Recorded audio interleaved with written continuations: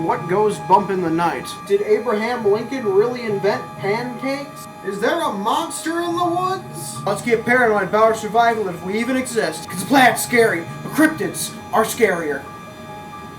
Call them folklore, monsters, bullshit, or whatever else you can think of. Cryptids have enchanted our imaginations for generations.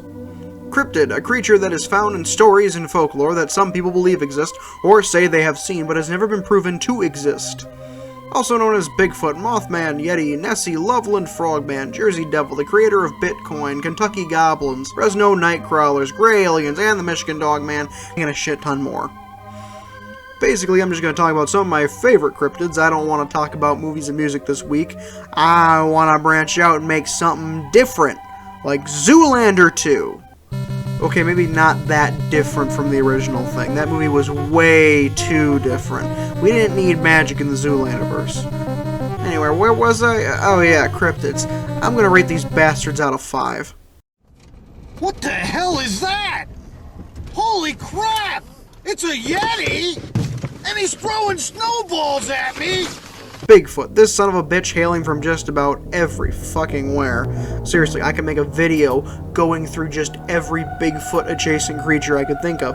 Bigfoot is normally found in the woods and is described to be about 6 to 7 feet tall and a humanoid ape who is either the nicest dude you've ever met or one big asshole who tries to kill you. There is no in between.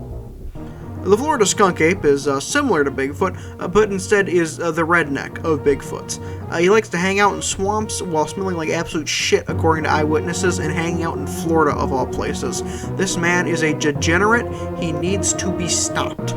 The Yeti is basically just cold Bigfoot. Think snow pea to pea shooter, or wintermelon to melon bolt, or the lesser-known ice fume shroom to regular fume shroom, only found in the Chinese version of Plants vs. Zombies.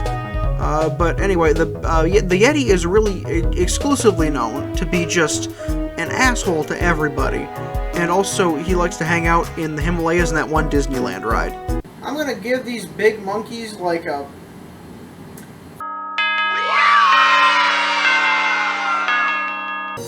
They're honestly pretty neat when you first hear about them. But at the same time, once you learn about them, that's really all there is to it.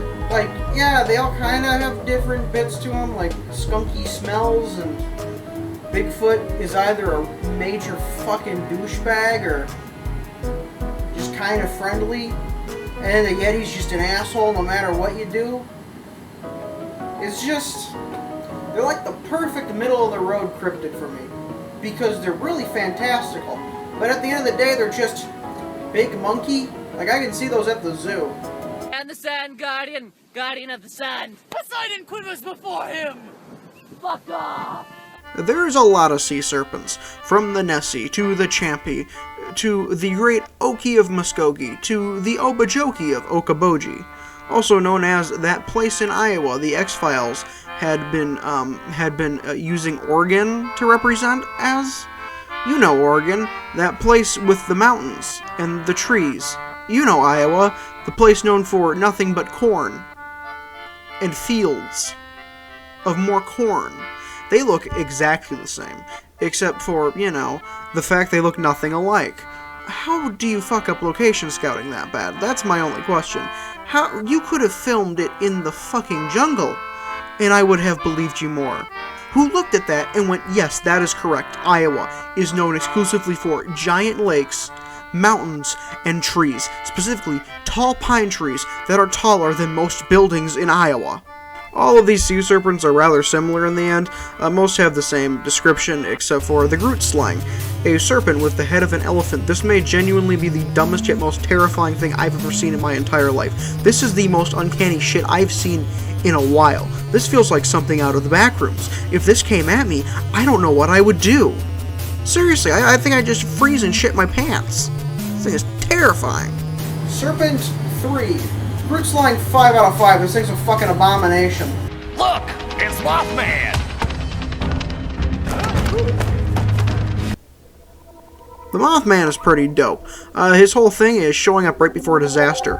He is described as a humanoid with large moth-like wings and red glowing eyes the size of basketballs. At least that's how he's drawn in every single image I've ever seen of him. He originates from Point Pleasant, West Virginia, and has a whole museum dedicated to him. He is also known for having the fattest ass ever devised by man. Whoever made the statue standing outside of the museum is into some wild shit. I love this guy. He's pretty neat and creative, you know? Solid 4. The Owlman, however, from Cornwall, England, is just the Mothman. Except it's an owl. It's very uncreative and very stupid. Britain, get your shit together, you bunch of tea-drinking assholes. Stop stealing America's shit. Okay? You Ukrainians, however, with your fucking Birdman flying over Chernobyl, I like that. That's pretty metal as fuck. But you Brits?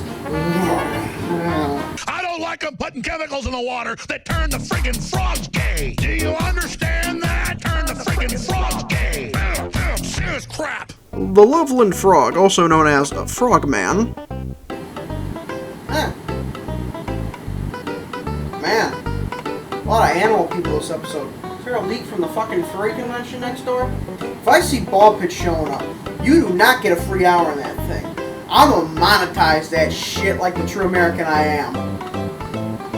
Place gonna teeming with furries. I'm gonna get so much money. The Frogman, depicted here in lovely Photoshop, was sighted in Ohio. Of course it was Ohio. It is usually described as a humanoid with a vague frog shape, and is usually found on the sides of roads, under bridges, and in one story used a wand that it waved over its head that shot out sparks. What?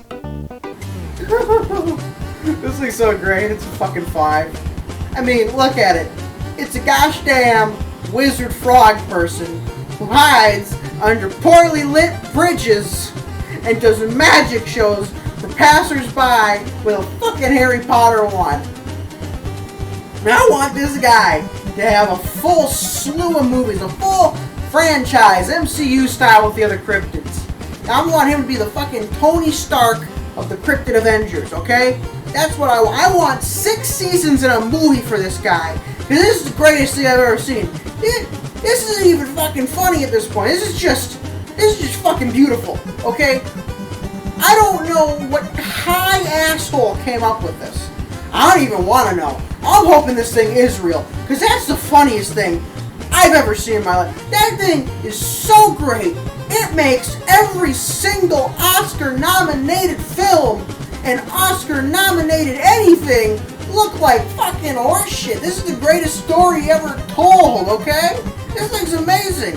Who cares about the Shawshank Redemption and Pulp Fiction and all these other movies that people say are the greatest things of all time? This thing trounces all of them with the simple logic of frog wizard man hiding under bridges doing magic shows. That's best cryptid. That's the best one.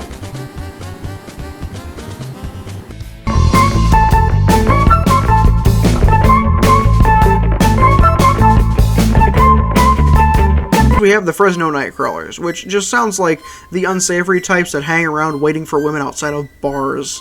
The Fresno Nightcrawlers are, and I shit you not, legs. Just legs, often given eyes in fan art, but it's just legs, because of course they are. These things are honestly more cute than scary, and I think they're just kind of neat. It's like a 3.5. I mean, it's not my favorite, but at the same time, I couldn't see the modern landscape of cryptids and its culture on the internet without them.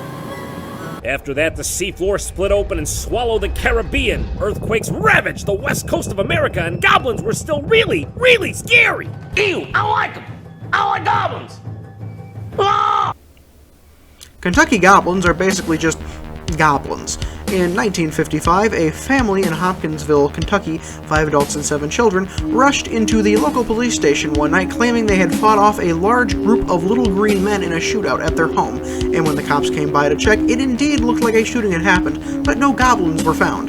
The family then moved away a short time later after saying that they had seen the goblins again. Weirdly enough, though, this story is more plausible than you might think. The family in question, being the Langfords, were not very well off, and considering they damn near blew up their house with gunfire, it seems like something there was harassing them. Now, did they see actual goblins or aliens? I don't know. Possibly, probably not. Now, they didn't try and make any money off of this attack. Again, they left town entirely shortly after because they saw those little gremlins again. But considering that, unlike most grifters, they did not try and make a profit off of these possible goblins or aliens. Even though they didn't have a single dime to their name, this is why a lot of people find it to be very damning evidence that these creatures could have existed at one point. Although again, the likelihood's kind of up in the air. Who knows? It might have just been like a dude in a green sweater. Man, I don't know. Because of the plausibility, I give this thing like a 3. I don't normally give a shit about little green man stories, but this one's pretty cool. On all levels except physical, I am a wolf. Now finally, the Michigan Dogman. This is my favorite, the best cryptid. It's a man with the head of a dog covered in hair like a dog's. I have no idea why this is my favorite, but it is. It's a very simple cryptid, and it's a really fun cryptid in my opinion. Its popularity started off with a song in 1987 called The Legend by Steve Cook. It's had a couple renditions throughout the years, in 1997 and 2007, just updating the lore a little bit, and just updating the general sound to make the song sound better, because the original from 1987 is rough. I'm just gonna say it, that song sounds rough. It also was released on a full album containing all of the different versions of the song, a handful of other songs made by Steve Cook, and a couple of short stories written by him. It's a lot of fun, it's a really neat album, and I will most likely end up making a video on it, because it is super cool. Overall, the Michigan Dogman is just kind of an odd cryptid. A lot of its legend came after the song, because people would, see something they didn't know what it was, and then go, oh, it's the Michigan Dogman, and then call it into the cops. Or some kids would just say that the Michigan Dogman was in the woods because they're kids, and kids do stupid stuff and say stupid things for no real reason. But overall, I like the Michigan Dogman. I've always liked it. I've always thought it was just kind of a neat cryptid. Out of all of them, the idea of a man with the head of a dog is just kind of surreal. Because a lot of times, it's like, oh, it's a monkey man. Which, monkeys, we know what monkeys look like. We know what apes look like. They're all basically the same, just in different sizes and shapes and colors. Yeah, the Michigan Dogman, that's just a dude with a dog's head. That's just weird looking, and I think that's probably why I like it a lot.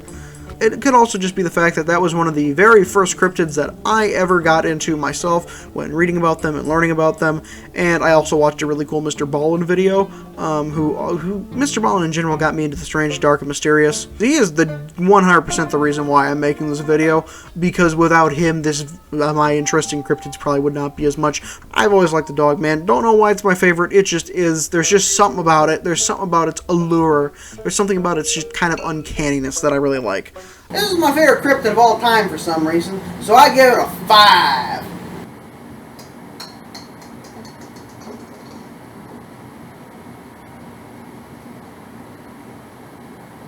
It begins.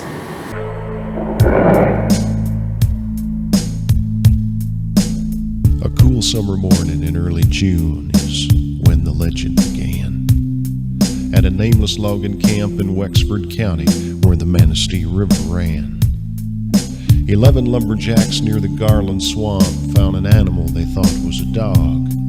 In a playful mood, they chased it around till it ran inside a hollow log.